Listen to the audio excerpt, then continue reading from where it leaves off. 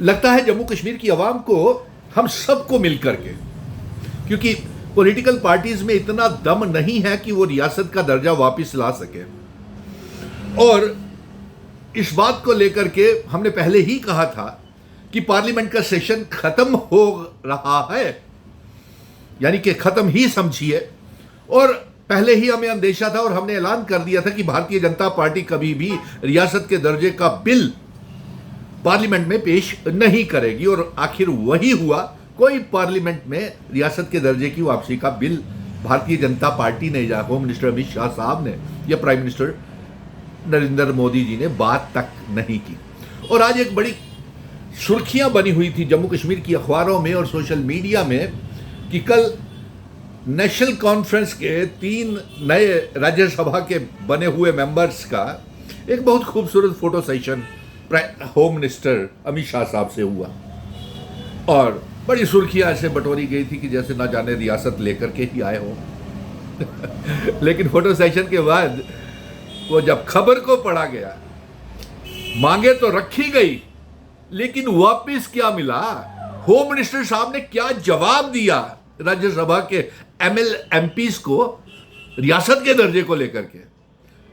और इसी एमपीज ने अफसोस इस बात का है कि हम कह रहे थे कि राज्यसभा में, पार्लियामेंट में जम्मू कश्मीर के मेंबर पार्लियामेंट्स जो है एक बिल लाए, खुद लाए रियासत के दर्जे की वापसी का और आर्टिकल 370 की वापसी का। लेकिन उन्होंने ऐसा नहीं किया। हमने यह भी कहा था कि अगर आप में ताकत नहीं है तो आप पार्लियामेंट, राज्यसभा के बाहर धरना, प्रोटेस्ट करें, ताकि देश की आवाम के साथ यह खबर जा सके कि जम्मू कश्मीर के साथ बड़ा बेइंसाफी और धोखा हो रहा है और हमारी रियासत हमको वापस नहीं दी जा रही और आर्टिकल 370 भी वापस नहीं मिल रहा है।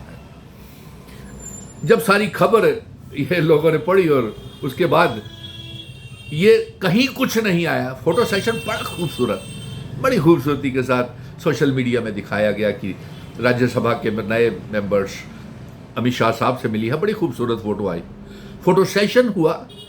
लेकिन उसमें से अमित शाह जी ने क्या गारंटी आपको दी, क्या कहा? खबर तो ये है, खबर ये नहीं है कि मिले तो बहुत से लोग उनसे मिलते हैं, हर रोज मिलते हैं होम मिनिस्टर साहब से। पार्लियामेंट एलओपी तो रोज ही उनके पास बैठा होता है। जम्मू कश्मीर का leader of the opposition Bharatiya Janata party का, क्या वो रियासत वापस लेके आया?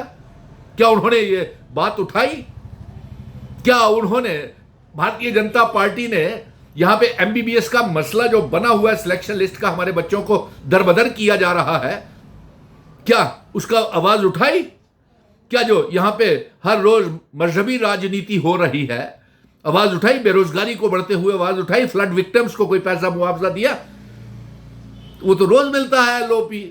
बीजेपी के नेता रोज होम मिनिस्टर साहब से मिलते हैं। अगर ये भी मिल के आए तो कौन सी इसमें खबर थी? खबर तो तब होती जब ये गए और होम मिनिस्टर साहब इनको कहते कि आपको रियासत का दर्जा आर्टिकल 370 वापस कर रहे हैं। वरना चीफ मिनिस्टर साहब भी कोई कम नहीं है, वो भी तो मौसम विभाग का सूचना प्राइम मिनिस्टर साहब को देते हैं कि बहुत खूबसूरत मौसम है, आप यहाँ पे जेडमोर टनल पे आए। और फिर उसके बाद भी हर रोज उनके बयान आते हैं, तरह तरह के बयान आते हैं कि वो इस्तीफा दे देंगे अगर रियासत का दर्जा नहीं मिला, सिग्नेचर कैंपेन करेंगे। ना इस्तीफा आया, ना सिग्नेचर कैंपेन हुई, ना कोशिश हुई। सिर्फ रेजोल्यूशन देने से आपको ये रियासत नहीं मिलेगी साहब। इसीलिए मैं कह रहा हूं कि जम्मू कश्मीर की आवाम को फिर से हम सब मिल करके लड़ेंगे, क्योंकि हमने इनकी सरकार तो बना दी, चीफ मिनिस्टर तो बना दिए, तमाम पॉलिटिकल पार्टीज के एमएलए भी बन गए, लेकिन तमाम 90 के 90 एमएलए और तमाम पॉलिटिकल पार्टीज मिल करके रियासत वापस नहीं ला पाई। मरहबा जो 11 दिसंबर 2023 को जब मिशन स्टेटहुड सड़कों से लेकर के सुप्रीम कोर्ट से ये ऐलान करवाया के लाया कि रियासत जल्द से जल्द वापस की जाए, लेकिन ये सारी पार्टियां मिलकर के उस रियासत को वापस नहीं ला पाई हैं। चीफ मिनिस्टर साहब भी हर रोज बयान देते रहते हैं, इस्तीफा दे दूंगा, सिग्नेचर कैंपेन करूंगा, बर्फबारी के बाद रियासत के दर्जे की बात करेंगे। तो इस तरीके से बात नहीं बनेगी साहब। अभी भी वक्त है, आप वहां पे जंतर मंतर पे। हाँ, इस फोटो सेशन के बाद एक सोशल मीडिया में एक बहुत बड़ी सुर्खियां बटोर रही जो ये बात है कि 3 राज्यसभा के मेंबर गए और 2 जैसे चौधरी रमजान, शमी अब्राय और सज्जाद किचलू साहब गए, तो मियां अल्ताफ और आगा राउल्ला उस डेलीगेशन का हिस्सा क्यों नहीं थे? ये भी एक सवाल और खबर सुर्खियां बटोर रही है। यानी कि उनके घर में ही उनके सारे साथ नहीं हैं, और यह भी अंदेशा लगाया जा रहा है कि जल्द ही ये सरकार गिर सकती है। 14 से 18 एमएलए किसी भी समय भागी हो सकते हैं राज्यसभा की क्रॉस वोटिंग के तहत, और यह भी खबर आ रही है कि 20 एमएलए जो हैं आगे ही तैयार बैठे हुए हैं सरकार गिराने के लिए। तो अब ये नई एक फोटो सेशन के बाद, अमित शाह की मीटिंग के बाद, नेशनल कॉन्फ्रेंस के राज्यसभा के मेंबर्स के बाद एक नया खबर उठ करके आ रही है कि आगा राहुल्ला और मियां अल्ताफ साहब भी होम मिनिस्टर से जो डेलीगेशन मिला है उसका हिस्सा क्यों नहीं बने हैं।